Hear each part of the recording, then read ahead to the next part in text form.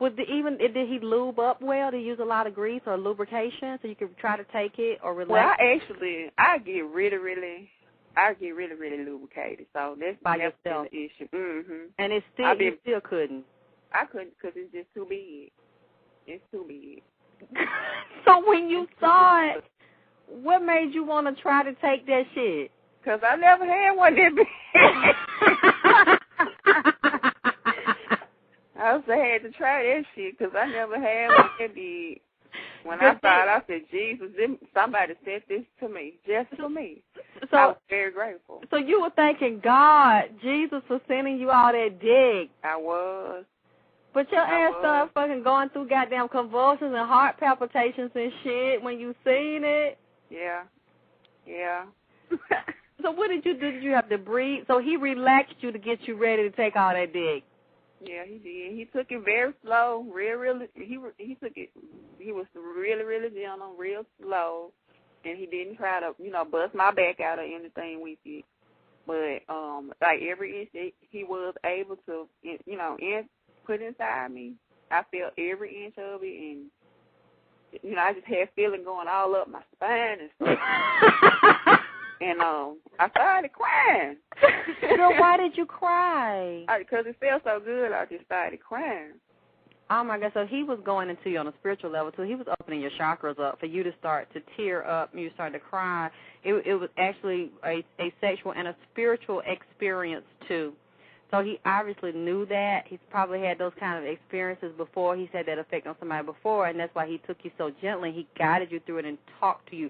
So it seemed like he knew exactly what he was doing, and he had some kind of spiritual background because he had been studying spiritual books, reading the Matuna Tur, so there's no telling what else he had studied. So did he know he didn't just have a big dick, he also knew how to use it? Yeah, he knew how to use it. And what else did he do? Use it, and then afterwards, after we finished, it wasn't like he rolled over and left. He held me real tight and,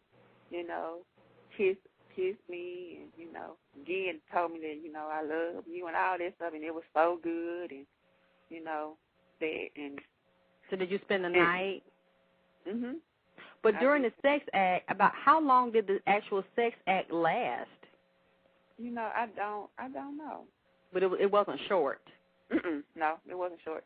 So while he was penetrating you, was he talking to you as well as kissing you, looking in your eyes, or was it just straight sex? He would just not talk to me. He just, would say, oh, it's so good. That type of stuff, moaning and kissing. But was there any kissing or hugging you, or did you just stay on your back? Mm-hmm. Did he move you in different positions? No, I stayed on my bed the first time. Okay, so it got rougher, it got a little more, y'all started experimenting with different positions the next time. Yeah. As time went on, we tried everything. Like what? All kind of positions. You could take it doggy style and take it sitting on top of him, or what kind of position? Which position could you take more dick? Doggy style did for me. With him, I can't. Sometimes he would try to put. You know how they put your feet on their chest. What? No, I don't know nothing about that, girl. How that go?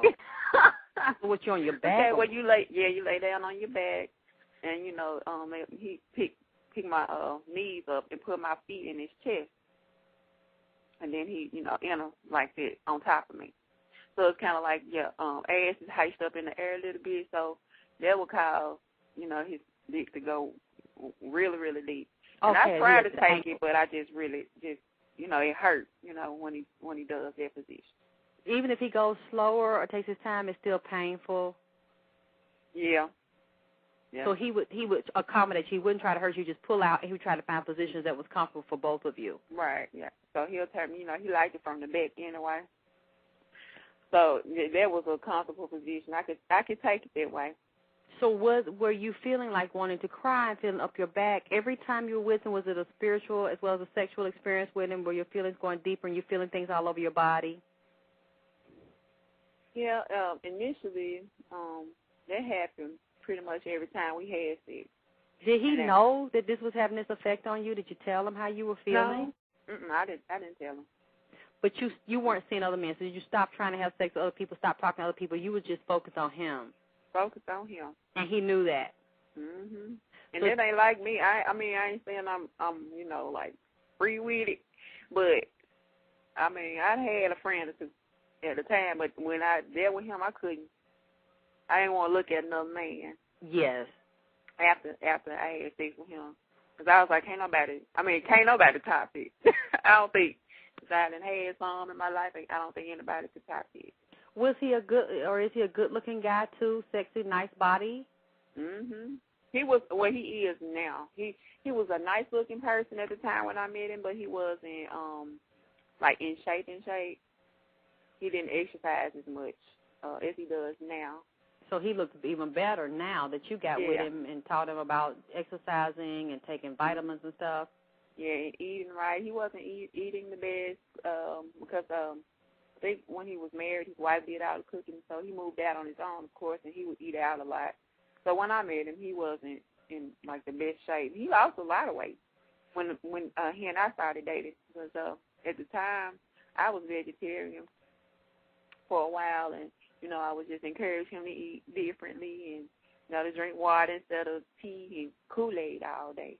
Mhm. So he looked good as hell now, Miss Alexyss, and it's like I done fixed this nigga up for the next bitch, Why you say you fixed him up for the next bitch? For the next one.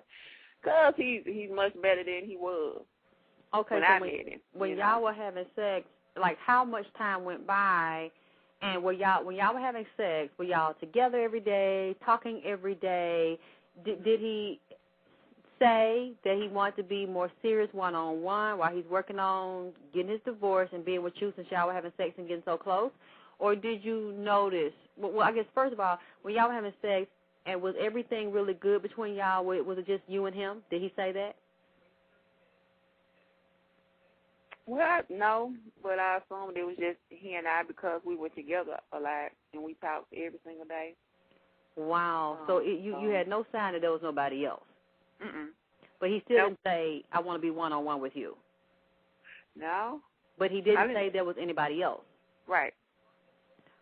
How many months were going by when it was just you and him one-on-one, talking every day, having sex every week?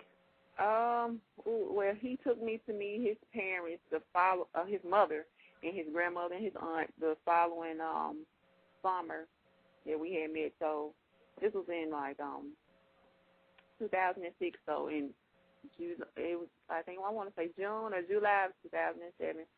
He took me to meet his people.